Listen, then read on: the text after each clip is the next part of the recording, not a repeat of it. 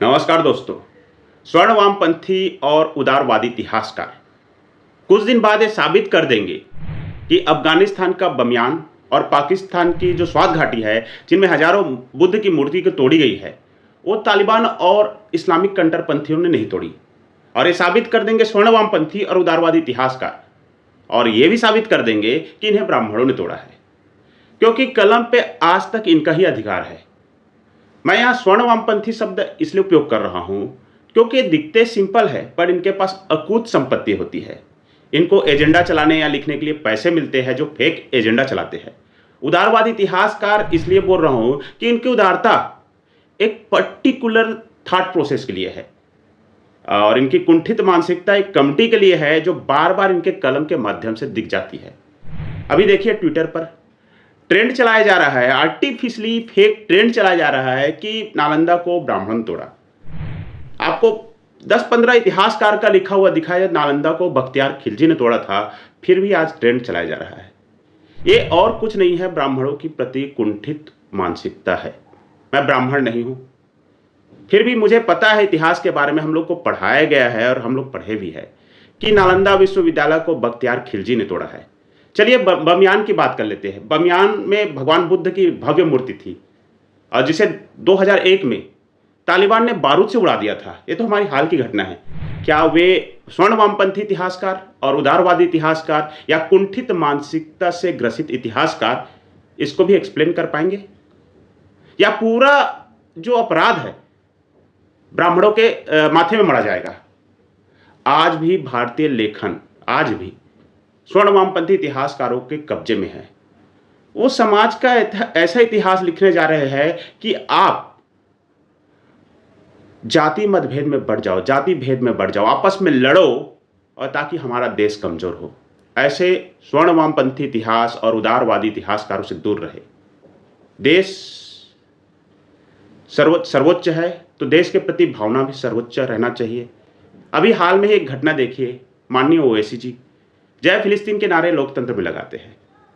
क्या ये हमारा राष्ट्रवाद है? आपका कहने की आज़ादी, या जिसे अभिव्यक्ति की आज़ादी कहते हैं, यह अलग चीज़ है, लेकिन किस जगह पर कौन सा नारे लगाना चाहिए? आप व्यूअर्स को समझना पड़ेगा कि ऐसे लोग क्या नैरेटिव चला रहे हैं। क्या इतिहासकारों ने आज तक जो इतिहास पढ़ाया है वो गलत है? कि नालंदा विश्वविद्यालय को बख्तियार खिलजी ने जलाया था, जो लगभग कुछ महीनों तक जलती थी, क्या ये गलत है? और खिलजी ने जलाया क्यों? खिलजी इसलिए जलाया है कि आपकी जो ज्ञान का सेंटर है, जहां भारत को एक ज्ञान मिलना चाहिए, उससे रोका जा सके। कई कहानी फेमस है, आने वाले सेशन पर इस पर चर्चा किया जा सकता है। लेकिन विडंबना ये देखिए कि जिस खिलजी ने जलाया था, उसके नाम पर बख्तियार जंक्शन या बख्तियार जो प्लेटफॉर्म रेलवे स्टेशन का नाम रखा गया है। विडंबना ये देखिए, मतलब जिस व्यक्ति ने जलाया उसका ही गुणगान किया जा रहा है और दोषारोपण किया जा रहा है ब्राह्मणों पर। अभी आपको खुद देखना चाहिए, व्यूवर्स को अपने माइंड पर खुद का एनालिसिस करना चाहिए।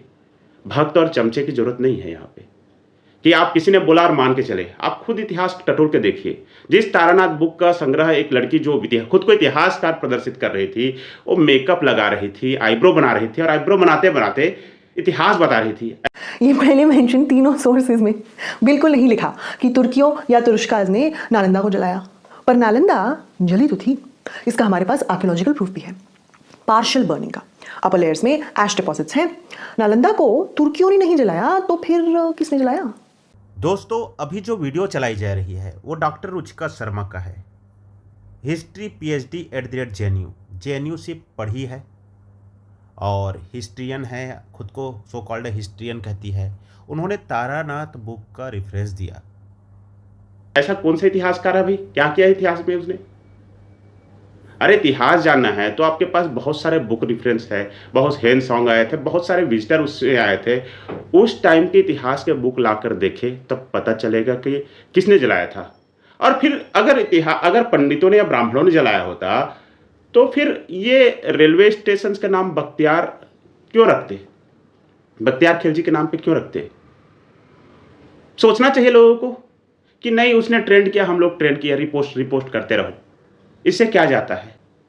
अरे भाई साहब, इससे जाता है जो आज के बच्चे हो ना, जो पढ़ाई कर रहे हैं सोशल मीडिया से, ट्विटर से, उनका ब्रेन वॉश हो रहा है। और ये जो स्वर्ण वामपंथी और उदारवादी इतिहासकार, उनको मालूम है कि बच्चों के दिमाग के साथ कैसा खेला जाता है। ये बच्चे बड़े होके देश के प्रति समर्पित भाव नहीं रखेंगे। हमारे यहाँ सेना को देखो, शौर्य गाथा, हर रेजिमेंट में एक नए कहानी, एक नए सत्य कथा रहेगा, जिसमें रेजिमेंट के जो नायक है, चाहे कोई भी पोस्ट पे, बियॉन्ड द पोस्ट, अपने देश के लिए समर्पित भाव रखते हैं। भले साधन की कमी हो, संसाधन की कमी हो, रिसोर्सेज की कमी हो, पर लड़ने से या देश के विरोधी ताकतों से जंग लड़ने से कभी पीछे नहीं हटते। तो यदि हमारे देश के आने वाली पीढ़ी को, नेक्स्ट जनरेशन को, हमको इन फेक नैरेटिव रिफरेंस करने वाले जो इतिहासकार से बचाना है, तो उनको सही ज्ञान देना पड़ेगा। आशा करता हूं कि वीडियो अच्छा लगा होगा। जय हिंद, जय भारत।